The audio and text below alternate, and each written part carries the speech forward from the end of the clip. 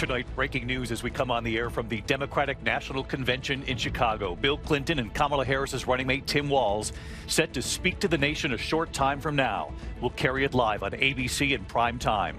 Also tonight, with Americans among the missing, the grim discovery now inside that massive boat that sank off Italy, and the circus performer surviving a horrific fall from a tightrope while performing. First tonight here, Governor Tim Walz, center stage for night 3 of the Democratic National Convention. The former social studies teacher and high school football coach and retired National Guard member will make the case for Kamala Harris 24 hours after former President Obama and former First Lady Michelle Obama urged Americans to act, to make a plan to vote, and taking aim at Donald Trump. Tonight, Donald Trump responding to the Obamas. Also tonight, sources telling ABC News Robert F. Kennedy Jr. may be dropping out of the race for president. Will he endorse Donald Trump? Has he been promised some sort of role if Trump is elected? And did Kennedy reach out to the Harris campaign too, looking for a possible role? John Carl talking to RFK Jr. today and what John has learned. Former President Trump holding his first outdoor campaign event since the attempted assassination. Trump behind bulletproof glass today. The other news tonight, with Americans among the missing, that grim recovery effort now on the ocean floor. At least 4 bodies pulled from inside that sunken boat off Sicily.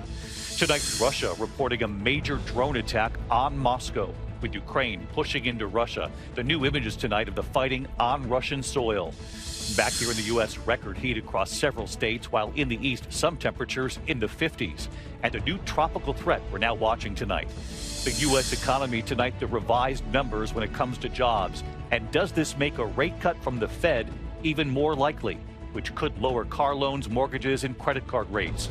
The disturbing images tonight, a circus performer on that tightrope surviving a fall while performing in front of an audience. In the Northeast tonight, the deadly home explosion in Pennsylvania. Tonight, the cause here. The concern over some baby food in the U.S., the alarming new study tonight, and what they found. And off the U.S. coast, the sightseers who came for the whales, but it was the dolphins who put on the show. And you'll see it. From ABC News, this is ABC World News Tonight with David Muir, reporting tonight from Chicago. Good evening tonight from Chicago, night 3 of the Democratic National Convention here. And tonight, Vice President Kamala Harris's running mate, Minnesota Governor Tim Walz, will introduce himself to the nation. The one-time high school social studies teacher, football coach, and retired National Guard member will be center stage here tonight. He will then officially accept his party's nomination to be vice president. Former President Bill Clinton will also address the convention in prime time tonight. We will carry it all starting at 9 p.m. Eastern here on ABC. Here in Chicago late today, Governor Walz was here at the United Center this afternoon on the stage where he will deliver his most high-profile political speech ever. Walz joined the ticket just 15 days ago and has been barnstorming through the battleground states with Vice President Harris, last night drawing a crowd of about 15,000 in Milwaukee. But tonight here, he will be alone on that stage. The spotlight will be on him. It comes 24 hours after former President Obama spoke here and made the case for Kamala Harris. Obama also taking aim at former President Trump, saying this nation does not need to return to what he described as the bluster, bumbling, and chaos. Obama said we've seen that movie before, saying the sequel is usually worse. Former First Lady Michelle Obama also denouncing Trump's years of deeply personal attacks and rallying the convention and Americans watching at home to make a plan to vote and to act. Former President Trump responding to the Obamas today, and ABC's chief White House correspondent Mary Bruce leading us off. She's right here in the hall again tonight. Tonight, Tim Walz preparing for the biggest speech of his life. Vice President Kamala Harris's new running mate taking a lap around the convention stage. Sometimes life is Democrats introducing the Minnesota governor to America. The social studies teacher and high school football coach, a 24-year veteran and congressman, with a seal of approval from former President Barack Obama. I love this guy. Last night, Obama with a nod to Walz's folksy persona.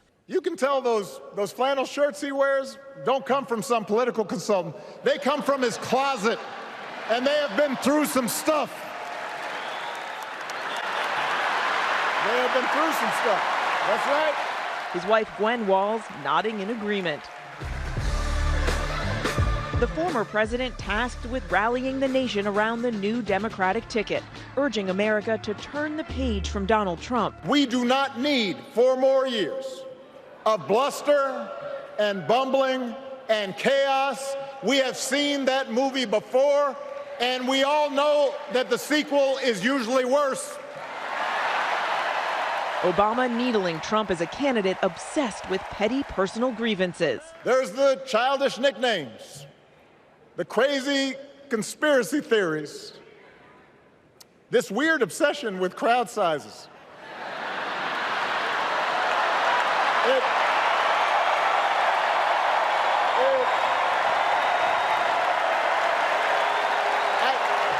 It just goes on and on.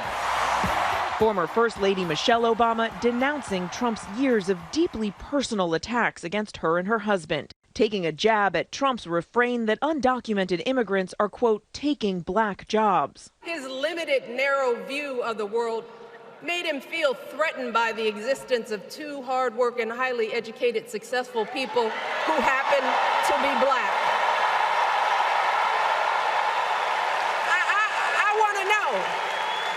I want to know who's going to tell him that the job he's currently seeking might just be one of those black jobs.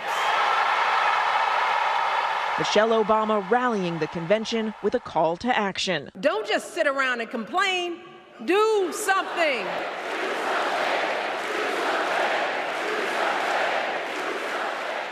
And so let's bring in Mary Bruce. She's live right here in the convention hall again tonight. So Mary, Governor Tim Walz, the one-time social studies teacher and a high school football coach, now preparing for the biggest speech of his life tonight, introducing himself to the nation. And we've just learned tonight about former President Bill Clinton. His speech is set to focus on what he believes is the striking difference in temperament between Donald Trump and Kamala Harris. And David, we of course have seen Tim Walz out with Kamala Harris at these massive rallies, some with more than 15,000 people. But tonight it will be Tim Walz up here on this stage alone as he tells his story to the American people. Of course, we will also be hearing from former President Bill Clinton. We've just been told his remarks are expected to be aspirational. He's going to draw that sharp contrast between Harris and Trump, all coming as the Harris campaign tries to reach out to those key working class voters, David. Mary Bruce right here live in the hall again tonight. Mary, thank you. Mary and the entire Powerhouse political team will be right here with us for night 3 of the Democratic National Convention tonight. Begins at 9 p.m. Eastern right here on ABC. We'll see you at 9 for former President Clinton, and then not long after, Governor Tim Walz, of course, Kamala Harris's running mate, introducing himself to the nation tonight. In the meantime tonight, the other major political headline this evening, sources telling ABC News that Robert F. Kennedy Jr. may be dropping out of the race for president. So will he endorse Donald Trump, and has he been promised some sort of role if Trump is reelected? And did Kennedy also reach out to the Harris campaign looking for a possible role with them? ABC's chief Washington correspondent Jonathan Karl speaking to RFK Jr. today. Multiple sources tell ABC News Bobby Kennedy Jr. plans to abandon his independent campaign for president and endorse Donald Trump, a move that may come as early as this week.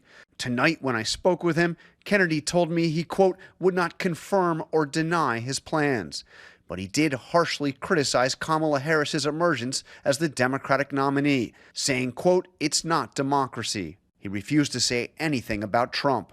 Trump has been courting Kennedy, earlier this summer calling him, a member of the Kennedy team recording the video that was later posted on social media. I would love you to do so, and I think it'll be so good for you and so big for you, and we're going to win.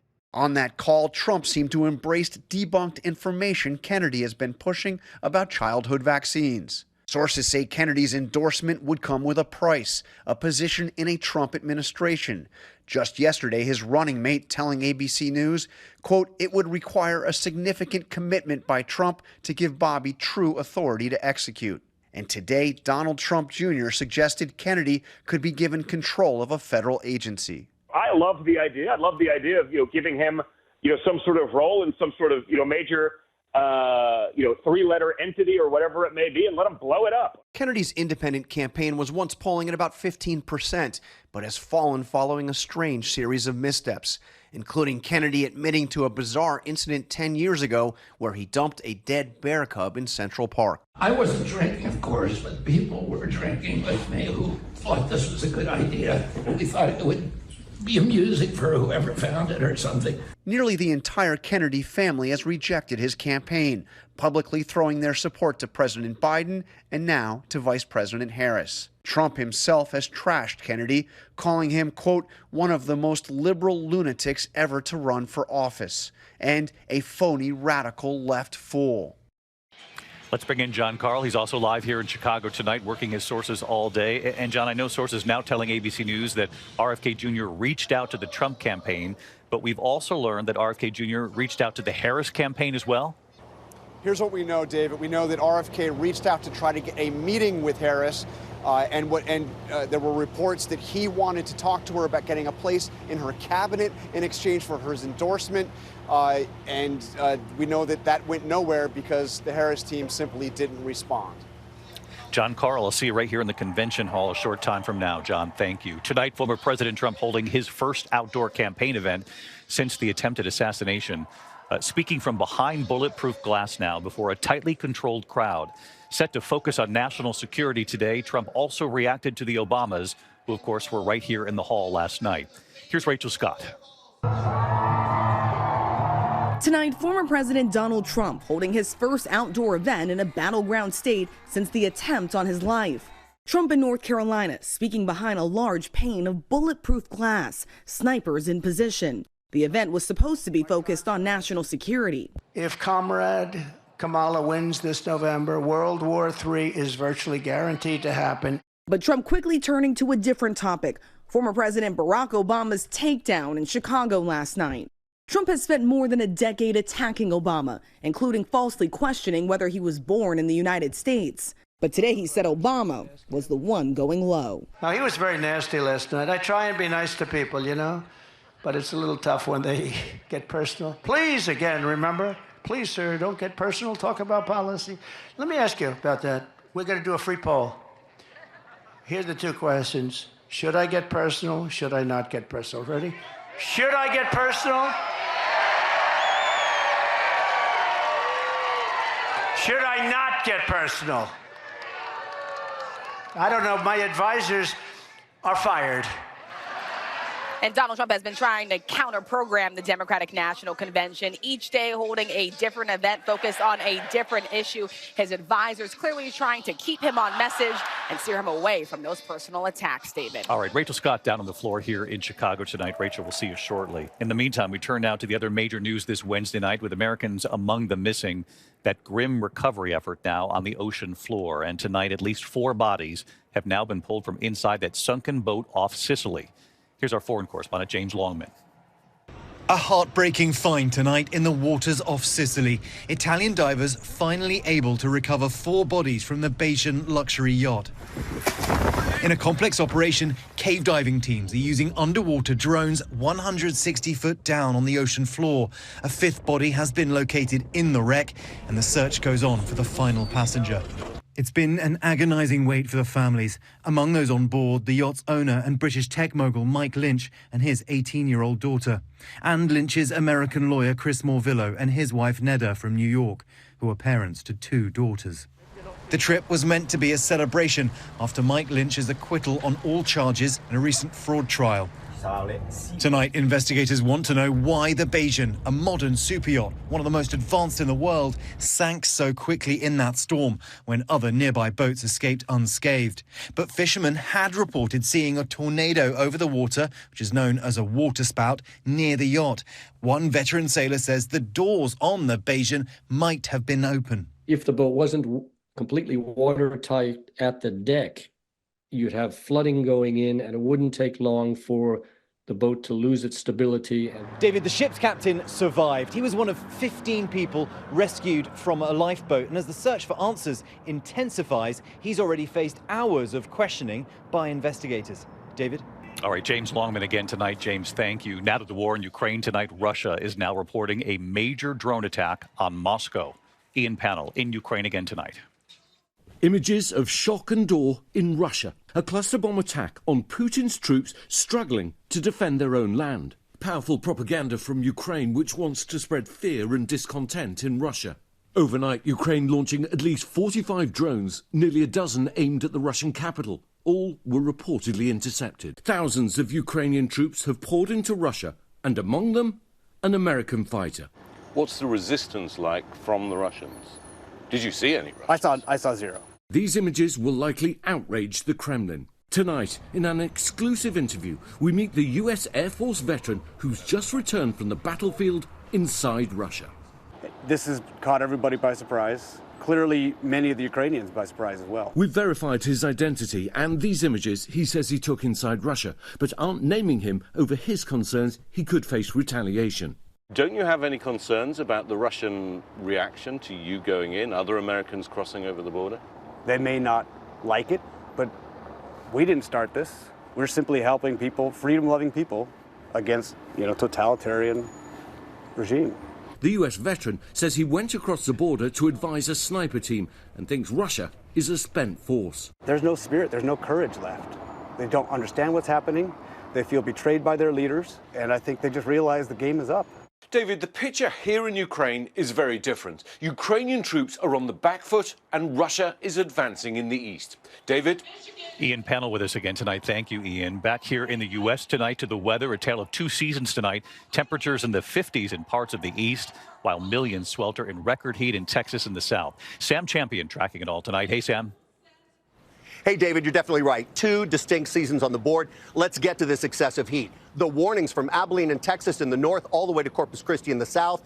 Houston coming up above 100 degrees for 6 straight days. And look at the forecast. 101 in Dallas all the way into the weekend. Now into that chill. So from the Midwest into the Northeast, these are cool temperatures. This is 57 degrees in New York City, the coolest August start in 17 years. But jump into the Pacific. There are 3 strengthening tropical entities in a line and way too close to Hawaii. What we need Hawaiians to be preparing for is maybe a developing hurricane very close to them by the time we get to Saturday and Sunday. Tropical flooding rains and damaging winds. David? Sam Champion with us tonight. Sam, thank you. Now to the economy tonight. Newly revised jobs data showing the jobs market hasn't been as hot as it seemed. 818,000 fewer jobs were added during the 12 months that ended in March than previously reported. This puts more pressure on the Federal Reserve to cut interest rates, potentially by 0.5 percentage point next month, which could, of course, lower car loans, mortgages, and credit card rates. When we come back tonight, the disturbing images, the circus performer surviving a horrific fall from a tightrope in front of a crowd. The new concern tonight over some baby food in the U.S., and then off the U.S. coast, the Dolphins showing off. Tonight, a circus performer has survived a horrific fall from a tightrope while performing in East Sussex, England. The video is disturbing. She was balancing on a chair when she plunged to the floor in front of the crowd. She has serious injuries, but she is expected to survive. Authorities, of course, are investigating the accident. Meantime, back here in the U.S. tonight, a propane leak blamed for a deadly house explosion in Jefferson Township, Pennsylvania. Authorities say 2 people were killed in the blast. A 3rd victim is in critical condition tonight. When we come back here, the concerning new study tonight about some baby food here in the U.S., what they found. And then the whale watch off the U.S. coast. But the Dolphins stole the show, and you'll see it. To the index, and a new study tonight finding that many baby and toddler food products sold in the U.S. do not meet health standards set by the World Health Organization. Researchers at the Georgia Institute for Global Health say 70% of foods don't have enough protein. Nearly half include too much sugar. Infant formulas, fortified milk, and oral electrolytes were not included in the study because they're strictly regulated by the FDA. When we come back tonight, we'll take you on the whale watch right off the U.S. coast where it was all about the dolphins. Finally tonight here, they came for the whales and stayed for the dolphins. Tonight off San Diego's coast, the spectacular sight. Bottlenose dolphins leaping high above the waters. The images captured by the company Gone Whale Watching. Sightseers hoping to catch a glimpse of whales, instead getting this incredible show by the dolphins. Photographer Erica Sackerson telling us they look like Olympic-style jumps, saying the dolphins began swimming near the boat and then jumping an estimated 20 feet into the air. Marine biologists say the dolphins may jump out of the water to communicate, to navigate, to hunt, even to play. But regardless of the reason, it was remarkable to watch. And right here tonight... Hey, David, it's Captain Dom here. Dominic Biagini, who owns Gone Whale Watching. There's nothing that quite takes our breath away, like witnessing these bottlenose dolphins reaching for the skies in their amazing display of acrobatics. The experience can be so breathtaking that we often joke that while people come on our tours to see whales, they often keep coming back to see the dolphins.